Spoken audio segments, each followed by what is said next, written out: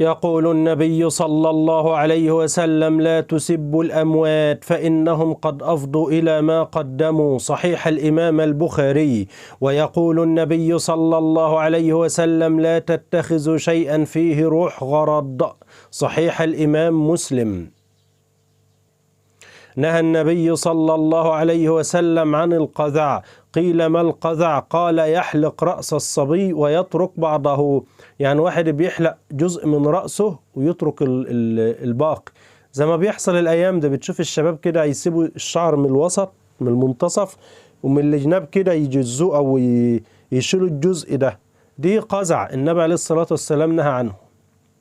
نهى رسول الله صلى الله عليه وسلم عن اشتمال الصماء، وأن يحتبئ الرجل في ثوب واحد ليس على فرجه منه شيئا.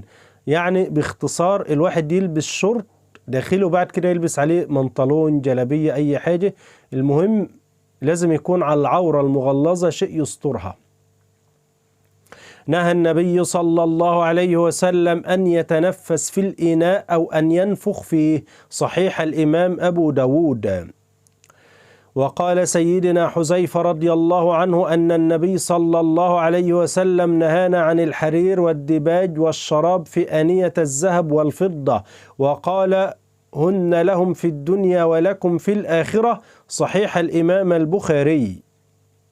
نهى رسول الله صلى الله عليه وسلم عن صلاتين بعد الفجر حتى تطلع الشمس، وبعد العصر حتى تغرب الشمس. صحيح الإمام البخاري. نهى الرسول صلى الله عليه وسلم عن الوصال في الصوم.